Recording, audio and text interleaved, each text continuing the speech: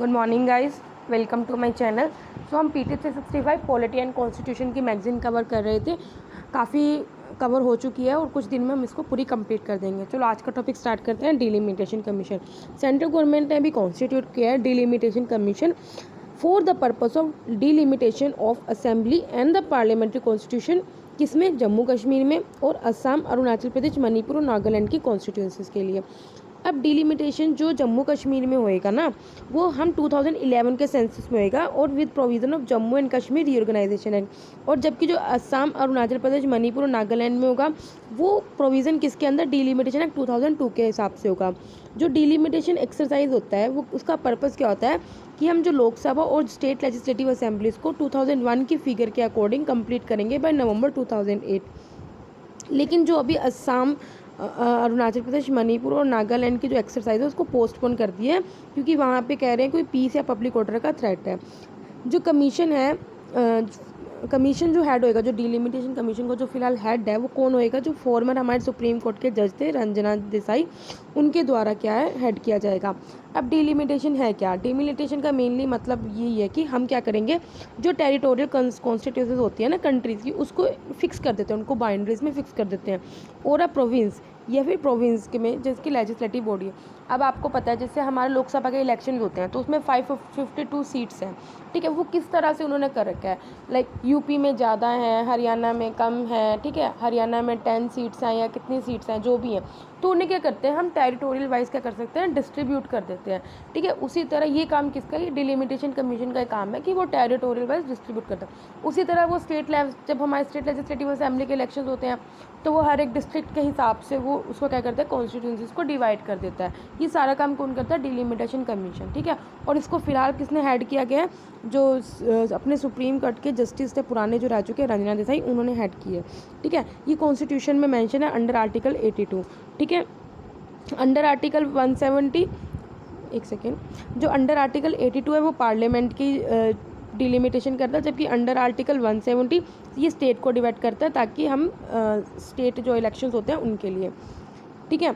अब इंडिया में जो है डिलिमिटेशन कमीशन को अभी तक 4 बार हम कॉन्स्टिट्यूट कर चुके हैं, 1952, 63, 73 और 2002। जो डिलिमिटेशन कमीशन है वो अपॉइंट किया जाता है प्रेसिडेंट ऑफ इंडिया, और वो करता है कोलैबोरेशन किसके साथ? ECI election commission of India के साथ कोलैबोरेट करके ही काम करता है। कमीशन के अंदर 3 एक्स ऑफिसर मेंबर्स होते हैं। एक तो या तो रिटायर्ड जज या कोई भी सर्विंग जज जो कि सुप्रीम कोर्ट का रह चुका, वो चेयरपर्सन होता है। और या तो चीफ इलेक्शनर कमिश्नर या फिर कोई भी इलेक्शनर कमिश्नर जो कि CEC के द्वारा अपॉइंट किया हो, वो होता है। और तीसरा स्टेट इलेक्शन कमिश्नर होता है कंसर्न स्टेट का। अब हम जम्मू एंड कश्मीर के लिए कर रहे हैं यूटी, तो उसका कोई स्टेट इलेक्शन कमिश्नर होगा, वो इसका मेंबर होगा। जिस स्टेट के लिए हम काम कर रहे हैं उस कंसर्न स्टेट का स्टेट इलेक्शन कमिश्नर हम उसका मेंबर होगा। इसका फंक्शन क्या? हम पहले ही बोलते हैं, ये नंबर और बाउंड्रीज को कॉन्स्टिट्यूशन को डिटरमाइन करते हैं ताकि to make population of all the constitutional nearly equal and providing equal representation. Population के अकॉर्डिंग करते हैं ताकि हम सबको इक्वली रिप्रेजेंटेशन कर सकें, और उसके हर एक सेगमेंट को, हर एक सेक्शन को ये सीट्स रिजर्व करता है शेड्यूल का, शेड्यूल ट्राइब को। और जहाँ भी पॉपुलेशन उस हिसाब से अगर ज़्यादा है तो वहाँ पे ज़्यादा रिजर्वेशन देंगे, जहाँ कम है वहाँ कम देंगे। जो इसके ऑर्डर्स होते हैं उनमें फोर्स ऑफ लॉ होते हैं और उनको चैलेंज नहीं किया सकता। तो उस गाइस ये ध्यान रखना, क्योंकि पूछ सकते हैं कि यार डिलिमिटेशन कमीशन के जो डिसीजन होते हैं क्या वो लीगली बाइंडिंग होते हैं? नहीं होते। तो हाँ, ये बाइंडिंग होते हैं, ठीक है। अभी 1990 कोई भी डिलिमिटेशन नहीं किया गया आफ्टर 1981 एंड 1991 सेंसस, क्योंकि वेरियस प्राइमरी प्रोग्राम चल रहे हैं। 2002 में 84th कॉन्स्टिट्यूशनल अमेंडमेंट आया था, जब इसमें डिलिमिटेशन जो प्रोसेस है उसको अभी फ़िलहाल के लिए फ्रीज़ कर दिया गया 2026 तक, दोनों लोकसभा में भी और स्टेट असेंबलीज में, ठीक है। तो अभी जो हमारा जो भी पॉपुलेशन का सेंसस चलता है ना, वो 2001 का चल रहा है आप, ठीक है। तो अभी इसको 2026 तक फ्रीज किया जाएगा। 2026 के बाद देखेंगे पॉपुलेशन इतनी बढ़ी चुकी है, तो उसके हिसाब से क्या है कि हम सीट, जैसे लोकसभा में भी 552 सीट्स हैं, तो इसमें एक्चुअल रिप्रेजेंटेशन नहीं मिल रही, ठीक है। तो फिर वो बढ़ाएंगे क्योंकि पॉपुलेशन भी इतनी बढ़ चुकी है, ठीक है। नेक्स्ट न्यूज़ पे चलते हैं। Electronic voting machine. Recently Delhi high court ने रूल किया कि जो इलेक्ट्रॉनिक वोटिंग मशीन है ये कोई इन्फॉर्मेशन नहीं है under the RTI act. Electronic voting machines क्या होती हैं? इसके अंदर 2 यूनिट होती है, कंट्रोल यूनिट होती है, एक बैलेटिंग यूनिट होती है। कंट्रोल यूनिट वो होती है जो कि इलेक्शन कमीशन उसके लिए अलग से एक पोलिंग ऑफिसर को अपॉइंट करता है, और बैलेटिंग यूनिट वो होती है जिसमें वोटिंग कंपार्टमेंट क्या होता है, अपने जो वोटर अपनी वोट को कास्ट करते हैं सीक्रेट में, ठीक है। आपको पता है हमारी सीक्रेट बैलेटिंग होती है, पर जो राज्यसभा में क्या होता है वो ओपन बैलोटिंग होती है। ठीक है, ये भी हम पढ़ेंगे जब हम पॉलिटी का भी मंडे से न्यू कोर्स स्टार्ट कर रहे हैं ना, उसमें ही हम कवर करेंगे। It runs on a single alkaline battery, ये एक सिंगल अल्कलाइन बैटरी में से काम करता है, जो कि कंट्रोल यूनिट पे वो करता है और बिना कोई इलेक्ट्रिसिटी नहीं यूज़ करता है। ये जो इलेक्ट्रॉनिक वोटिंग मशीन होती हैं वो किसके द्वारा मैन्युफैक्चर किए होते हैं? एक तो electronic corporation of India limited इसके द्वारा, plus BEL Bharat electronics limited के द्वारा। हिस्ट्री क्या है, पहली बार जो इलेक्ट्रॉनिक वोटिंग मशीन है ना, उसको 1982 में यूज़ किया था केरला के असेंबली इलेक्शन में, भी बाई इलेक्शन में। बाई इलेक्शन आपको पता है क्या होता है?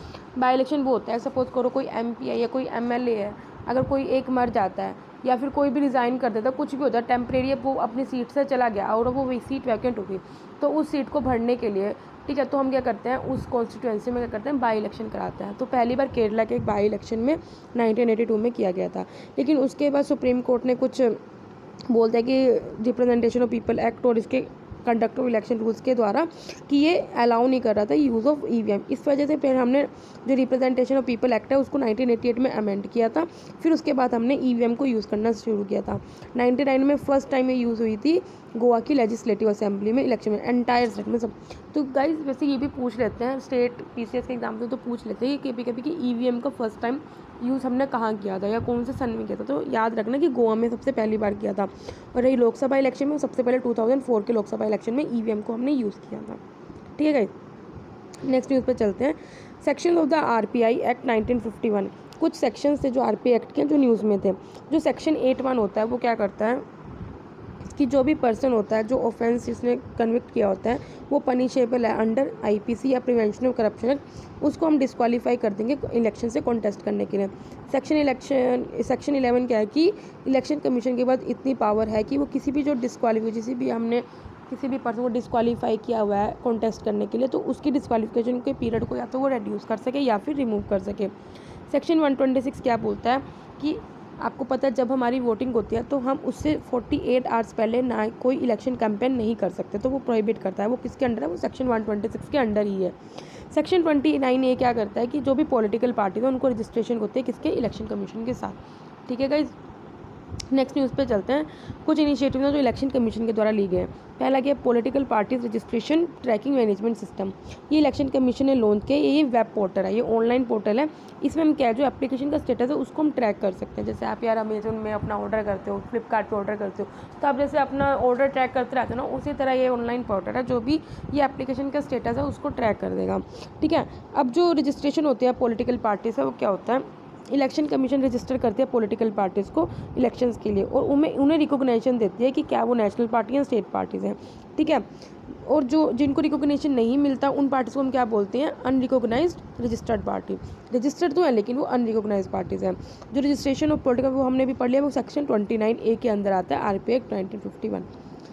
नेक्स्ट न्यूज़ पे चलते हैं। Facial recognition for the voter verification. अभी तेलंगाना स्टेट इलेक्शन कमीशन ने क्या किया? एक फेशियल रिकॉग्निशन ऐप टेस्ट करी है जिसमें सक्सेसफुली जो वोटर का वेरिफिकेशन हुआ पोलिंग स्टेशन पे। ठीक है, जैसे आप वोट करने जाते हो तो आप अपना कोई आइडेंटिटी कार्ड दिखाते हो, लाइक आधार कार्ड दिखा दिया, वोटर कार्ड दिखा दिए, सब दिखा देते हो। ठीक है, लेकिन तेलंगाना ने गवर्नमेंट ने क्या किया? सबसे पहले आज क्या करा? फेशियल रिकॉग्निशन ऐप स्टार्ट किया है। ठीक है, इसमें क्या है कि इससे क्या फ़ायदा क्या है? एक तो हम जो प्रॉक्सी वोटिंग होती है ना, झूठ मूठ की वोटिंग, ठीक है, कोई बंदा एब्सेंट है लेकिन आपने उसकी वोटिंग कर दी, उसको रिड्यूस कर सकते हैं। इस जो एप्लीकेशन है इसमें हम लेटेस्ट टेक्नोलॉजी यूज़ करिए, artificial intelligence, machine learning, big data, ठीक है, ये सब यूज़ किया है। और ये अभी अर्बन लोकल बॉडीज़ के इलेक्शन में हो, जैसे म्यूनिसिपैलिटी के इलेक्शन होते हैं ना, उनके इलेक्शंस में इनको यूज़ किया हुआ है। कोमपाली म्यूनिसिपैलिटी में यूज़ किया 10 पोलिंग स्टेशंस पे। ठीक है, एंटायर स्टेट में नहीं किया, ना ही एंटायर उसमें किया है किसी डिस्ट्रिक्ट में, ये सिर्फ 10 पोलिंग स्टेशंस पे यूज़ किया गया है। ठीक है, नेक्स्ट न्यूज़ करते हैं पोस्टल बैलेट। अभी क्या है कि जो पर्सन विद डिसेबिलिटीज़ हैं या फिर जो लोग सीनियर सिटीजन जिनकी एज 80 साल से ज़्यादा है, उनको दिल्ली असेंबली इलेक्शन ने अलाउ कर दिया कि आप पोस्टल बैलेट के थ्रू अपनी वोट दे सकते हो। ये एक टाइप है किसके? इलेक्ट्रॉनिकली ट्रांसमिटेड पोस्टल बैलेट की तरह ही ये वोटिंग है, जिसमें क्या है जो इलेक्टोरल्स को डिस्ट्रीब्यूट किए जाते हैं और फिर पोस्ट के द्वारा उन्हें रिटर्न किया जाता है। जो सर्विस वोटर्स होते हैं वो भी पोस्टल बैलेट के थ्रू अपनी वोट दे सकते हैं। सर्विस वोटर्स में कौन कौन आते हैं? जो भी आर्म्ड फोर्सेस के मेंबर्स हैं या फिर जो मेंबर ऑफ प्रोविजन जो आर्मी एक्ट के अंडर आते हैं, या members of armed force, police force of the state and serving outside, जो उस स्टेट में, मतलब सपोज करो मैं हरियाणा में मेरे इलेक्शंस चल रहे हैं, लेकिन अभी क्योंकि मैं तो गवर्नमेंट की एम्प्लॉय हूँ लेकिन मेरी पोस्टिंग कहाँ है, कहीं पंजाब में है या फिर राजस्थान में है, ठीक है, तो फिर मैं किससे इस पोस्टल बैलेट से अपनी वोट दे सकती हैं। या वही पर्सन जो गवर्नमेंट ऑफ इंडिया की तरह एम्प्लॉयड है और वो आउटसाइड इंडिया के आउटसाइड एम्प्लॉयड है, तो ये कुछ लोग हैं जो कि किसके लिए पोस्टल बैलेट के लिए एलिजिबल हैं। अब under section 62 of the representation of people act 1942, हाँ गाइज ये बहुत इंपॉर्टेंट बात है, जरा इसको ध्यान रखना कि प्रिजनर्स को वोट करना अलाउड नहीं है, लेकिन जो लोग प्रिवेंटिव डिटेंशन में वो अपनी वोट को कास्ट कर सकते हैं थ्रू पोस्टल बैलेट।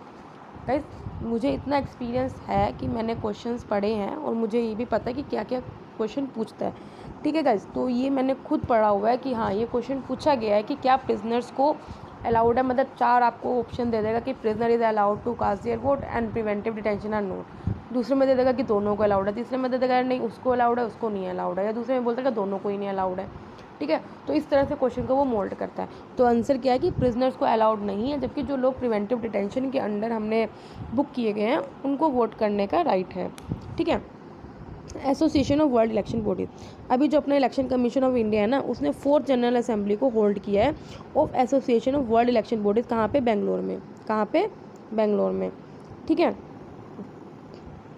तो ये association of world election body है क्या, ये लार्जेस्ट एसोसिएशन है election management body world wide, ये वर्ल्ड वाइड की है, इसको 2013 में एस्टेब्लिश किया था साउथ कोरिया में, और जो इसका परमानेंट सेक्रेटेरिएट है वो कहाँ है, सियोल में है।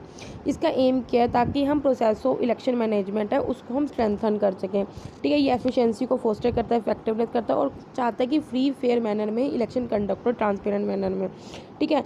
ये कुछ इलेक्शन विजिटर और ऑब्जर्वेशन प्रोग्राम को भी अंडरटेक करते हैं कंट्रीज़ में, ताकि हम इलेक्शन मैनेजमेंट को स्टडी कर सकें और कुछ नॉलेज को शेयर कर सकें with other members of election management body. जो association of world election bodies है, इसका जो सेक्रेटेरिएट है वो कुछ election management capacity building programme भी चलाता है, वो अपनी मेंबर्स जो इलेक्शन मैनेजमेंट बॉडीज है उनके मेंबर्स के लिए, ठीक है। होप सो आपको ये सब समझ में आ गया, ठीक है, ये पार्ट कवर हो गया। चलो नेक्स्ट पर भी स्टार्ट कर लेते हैं और इसको ख़त्म कर देते हैं पहले पार्ट को, ठीक है। Amendment to the RTI act, अभी अमेंडमेंट क्या हुआ आरटीआई एक्ट में तो पढ़ते हैं। अभी पार्लियामेंट ने पास किया right to information amendment act 2019। अब इसके अंदर क्या है, देखो एक सेंट्रल इन्फॉर्मेशन कमीशन होता है, क्या होता है, सेंट्रल इन्फॉर्मेशन कमीशन, ये हमने तभी सेटअप किया था जब हमारा 2005 में आरटीआई एक्ट आया था, ठीक है। इसके अंदर जो कमीशन के अंदर एक तो क्या होता है, सेंट्रल इन्फॉर्मेशन कमिश्नर होता है, ठीक है, और 10 से कम क्या होता है, इन्फॉर्मेशन कमिश्नर होता है। इनको प्रेसिडेंट के द्वारा अपॉइंट किया जाता है ऑन द रिकमेंडेशन ऑफ एक कमेटी होती है जिसमें एक चेयरमैन पर्सन होते हैं, लीडर ऑफ अपने अपोजिशन होते हैं लोकसभा के, और यूनियन कैबिनेट मिनिस्टर होते हैं जो प्राइम मिनिस्टर नॉमिनेट करते हैं। ये 3 बंदों की कमेटी है, वो रिकमेंड करती है प्रेसिडेंट को कि हम कौन कौन से बंदे को क्या क्या बनाएंगे। जो भी ये बंदे होते हैं मतलब जो चीफ इन्फॉर्मेशन कमिश्नर या फिर जो इन्फॉर्मेशन कमिश्नर होते हैं, ठीक है, वो एक्सपर्ट्स होने चाहिए, उनके पास नॉलेज होनी चाहिए, एक्सपीरियंस होना चाहिए लॉ में, science and technology, social service management, journalism, mass media, administration, और ये रीअपॉइंटमेंट के एलिजिबल नहीं है। गाइस हमें ना ये पता होना चाहिए, यहाँ पे हम ना बहुत स्टैट्यूटरी बॉडीज़ और कॉन्स्टिट्यूशनल बॉडीज़ पढ़ेंगे, उसमें ना आपको ऐसे ही कंफ्यूज करेगा कि यार किसका कौन रीअपॉइंटमेंट के लिए एलिजिबल है, कौन रीअपॉइंटमेंट के लिए एलिजिबल नहीं है, किसका टर्म कितना है, ठीक है, किसमें कितने मेंबर्स हैं, ठीक है, किसको कौन कौन सिलेक्ट करता है, किसमें कौन कौन सी कमेटी, तो ये भी हमने सारा का सारा पढ़ेंगे कहाँ पे, पॉलिटी में, जो हम मंडे से स्टार्ट कर रहे हैं, ठीक है। अब अमेंडमेंट्स क्या लाए हैं आरटीआई एक्ट में, अमेंडमेंट क्या थे। पहली बात तो फिक्स टर्म रिमूव कर दी, जो पहले सीआईसी और आईसीएस की 5 साल की टर्म होती थी, अब उसे रिमूव कर दिया। अब सेंट्रल गवर्नमेंट ने बोला कि वो खुद ही डिसाइड करेगी, ठीक है। जो पहले सैलरी थी वो जो चीफ इन्फॉर्मेशन कमिश्नर की थी वो इक्वल थी किसके, चीफ इलेक्शन कमिश्नर की, और जो इन्फॉर्मेशन कमिश्नर की थी वो इलेक्शन कमिश्नर के इक्वल होती थी, सेंट्रल लेवल पे भी और ऐसे ही स्टेट लेवल पे स्टेट लेवल वालों की इक्वल होती थी। लेकिन अब सेंट्रल गवर्नमेंट ने बोलते हैं कि नहीं, हम ही डिसाइड करेंगे, उनकी डिटरमिन करेंगे सैलरीज भी, अलाउंसेस भी और other terms condition of service. RTI rule को इंट्रोड्यूस किया था, ये पहले क्या करता है, अब इसने क्या किया है, गवर्नमेंट को एब्सोल्यूट पावर देता है कि वो सर्विस कंडीशन पे डिसाइड कर सकती है, ठीक है, which are not expressly covered under the rule. तो ऐसे केसेस में क्या आएगा, जो भी सेंट्रल गवर्नमेंट का डिसीजन होगा वो इन्फॉर्मेशन कमीशन पे बाइंडिंग होगा, ठीक है। Government has the power to realise the applicability of the provision, government को ही सारी पावर है कि वो क्या कर सकते हैं क्या नहीं। तो फाइनल इंटरप्रिटेशन होगा हर रूल का, वो सब क्या करेगी, सेंट्रल गवर्नमेंट ही करेगी, ठीक है। एक और न्यूज़ देख लेते हैं, recent judgments related to the RTI. अभी central public information officer supreme court of India versus Subhash Chandra Agarwal के जो 5 जज कॉन्स्टिट्यूशनल बेंच सुप्रीम कोर्ट ने डिक्लेयर किया है कि जो office of chief justice of India है, या क्या हो रहा है, office of chief justice of India है, वो पब्लिक अथॉरिटी के अंडर आता है आरटीआई एक्ट में। और हम आरटीआई एक्ट के अंडर कुछ इन्फॉर्मेशन डिस्क्लोज कर सकते हैं। मतलब कि अगर हम किसी जज या सीजीआई की पर्सनल एसेट के बारे में अगर इन्फॉर्मेशन दे रहे हैं तो वो वायलेशन नहीं है राइट टू प्राइवेसी का। ठीक है, अब मैं पूछना चाह रही हूँ कि भाई उस जज की कितनी उसके पास कितनी पब्लिक प्रॉपर्टी है, मतलब अपनी प्रॉपर्टी उसके पास कितनी है, तो वो वायलेशन नहीं होगा उसकी राइट टू प्राइवेसी का। नेम्स ऑफ द जजेस रिकमेंडेड बाय द कोलेजियम। ठीक है, या हम ये पूछ सकते हैं कि कॉलेजियम ने कौन कौन से जजेस का डिसाइड किया है। ठीक है, लेकिन क्या डिस्क्लोज नहीं कर सकते रीजंस कि यार इस कॉलेजियम ने यही जज का नाम क्यों डिसाइड किया, ये हम रीज़न उनसे नहीं पूछ सकते। या जो भी information section 8 of the article के अंदर प्रोटेक्ट है उससे हम डिस्क्लोज नहीं कर सकते। ये जो एक आया था DAV college trust and management society versus director of public institution case आया था, उसमें सुप्रीम कोर्ट ने रूल किया था कि जो भी एनजीओज हैं जो गवर्नमेंट से फंड रिसीव करते हैं वो आरटीआई एक्ट के अंडर आएंगे, उनके एम्बिट में आएंगे। जो करंटली जो एनजीओज हैं वो रेगुलेट होते हैं under the provision of foreign contribution regulation act या फिर FEMA, foreign exchange management act. इस रूलिंग ने ये बोल दिया था जो एनजीओज हैं उनको अपना रिकॉर्ड मेंटेन करना पड़ेगा अंडर द आरटीआई एक्ट, और हर सिटीज़न को राइट है कि वो इन्फॉर्मेशन ले सके। ऑर्डर कहता क्या है, देखो जो ट्रस्ट और एनजीओज हैं ना वो सब्सटेंशियली फंडेड होते हैं गवर्नमेंट के द्वारा। पहली बात आपको समझ आएगा सब्सटेंशियल फंडेड होता क्या है। जो ट्रस्ट और एनजीओ वो सब्सटेंशियली फंडेड होते हैं गवर्नमेंट के द्वारा, will be considered public authority under RTI. देखो सब्सटेंशियली फंडेड क्या मतलब है कि सपोज करो मेरा कोई खाली लैंड पड़ा है, मतलब मेरा बेयर लैंड पड़ा है, तो मैंने क्या किया उस एनजीओ को डोनेट कर दिया। मैंने कहा यार तुम ले लो, ठीक है, ये क्या सब। या फिर मैंने बोल दिया कि चल यार अगर ये 1 करोड़ का लैंड है, 1 करोड़ ना सही तो सिर्फ 20 लाख में ले लें। मतलब कि या तो हम किसी चीज़ को मुफ्त में दे रहे हैं एनजीओ को, या बहुत ज़्यादा हैवी डिस्काउंट में दे रहे हैं। ठीक है, तो उससे क्या बोलते हैं सब्सटेंशियली फंडेड। तो जो एनजीओ होते हैं ना वो गवर्नमेंट के द्वारा सब्सटेंशियली फंडेड किए जाते हैं। ठीक है, अब एनजीओ चाहे सब्सटेंशियली गवर्नमेंट फंडेड इंजॉय करे या नहीं, पर वो आरटीआई एक्ट के अंडर कवर होगा। सब्सटेंशियली फंडिंग डायरेक्ट और इनडायरेक्ट वेज दोनों में हो सकती है। ठीक है, substantially funded does not necessary have to be in form of financial aid और भी मोर। इसका मतलब यही नहीं है कि वो फाइनेंशियल एड के ही उसमें मोर देन 50% ऑफ फंडिंग अगर भी हो तो भी वो देगा। ठीक है guys, while determining substantial funding current value of the land will also be equal. अगर सब्सटेंशियल फंडिंग में अपना कोई लैंड दिया तो करंटली उसकी क्या वैल्यू उसको भी इवेल्युएट किया जाएगा। ठीक है, चलो आगे पढ़ते हैं, थोड़ा सा पढ़ लेते हैं यार, क्या जा रहा है, थोड़ा पढ़ना सीखो, लंबी वीडियोस ऐसे थोड़ा यूपीएससी कर लोगे। एक मिनट, जो सेक्शन 2 है आरटीआई एक्ट का वो सेक्शन 2 आरटीआई एक्ट वो बोलता है जो पब्लिक अथॉरिटी मीन्स कोई भी अथॉरिटी बॉडी की जो एस्टेब्लिश हो, देखो या तो कॉन्स्टिट्यूशन के अंदर या पार्लियामेंट के किसी लॉ के तहत या स्टेट लेजिस्लेचर के किसी लॉ के तहत या किसी नोटिफिकेशन के तहत वो खुली हो। ठीक है, बॉडी ओन्ड हो, कंट्रोल्ड हो, सब्सटेंशियली फंड हो, या कोई एनजीओ हो जो सब्सटेंशियली फाइनेंस्ड हो डायरेक्टली और इनडायरेक्टली बाय द फंड। अब आरटीआई एक्ट ने ये डिफाइंड कहीं नहीं किया सब्सटेंशियल फाइनेंसिंग। सुप्रीम कोर्ट ने अपनी जजमेंट में जो वाइडन कर दिया सब्सटेंशियल फाइनेंसिंग को, डेफिनेशन को, और ये भी बोलते हैं कि डायरेक्ट भी हो सकती है इनडायरेक्ट भी हो सकती है। ठीक है, अब सेक्शन 8 जो है आरटीआई एक्ट का वो ये बोलता है कि जो पर्सनल इन्फॉर्मेशन जिसका कोई रिलेशनशिप नहीं है पब्लिक एक्टिविटी या यूनिवर्सिटी या कोई इंटरेस्ट के साथ, और जो प्राइवेसी को खतरा कर सकती है इंडिविजुअल की, वो सिर्फ और सिर्फ तभी डिस्क्लोज होगी अगर अपीलेट अथॉरिटी उससे सेटिस्फाइड हो कि the largest public interest justifies the disclose. अगर कोई अपीलेट अथॉरिटी है उसको लग रहा है कि हाँ कि मैक्सिमम पब्लिक चाह रही है कि वो डिस्क्लोज होनी चाहिए, तभी हम उसको डिस्क्लोज करेंगे। ठीक है, तो ये अब जो आरटीआई है वो कोई भी जो इंडिया का सिटीजन है वो फाइल कर सकता है। ठीक है, और इसकी नॉमिनल सी फी है 10 रुपये इसको फाइल करने के, लेकिन अगर जो भी लोग बीपीएल के अंडर आते हैं तो वो 10 रुपये भी उनको वो भी फीस पे नहीं करनी। ठीक है, फॉरेन कंट्रीब्यूशन रेगुलेशन एक्ट 2010 ये क्या है, ये सारे जो भी फॉरेन से कंट्रीब्यूशन आता है उसको एक्सेप्ट करता है, उसको यूटिलाइज़ करता है। अब फॉरेन से कंट्रीब्यूशन या कोई इंडिविजुअल भी दे सकता है, एसोसिएट भी दे सकता है, और प्रोहिबिट करता है कि कोई भी फॉरेन कंट्रीब्यूशन को हम कहीं और ना यूज़ करें। ठीक है, मतलब कि नेशनल इंटरेस्ट में यूज़ कर सकें। ठीक है, अब किसी एनजीओ को अगर फ़ॉरेन से ही जो फंडिंग है वो लेनी हो तो उसको क्या करना होगा, पहली बात उसको लाइसेंस के लिए अप्लाई करना होगा फ़ॉरेन फंडिंग को रिसीव करने के लिए।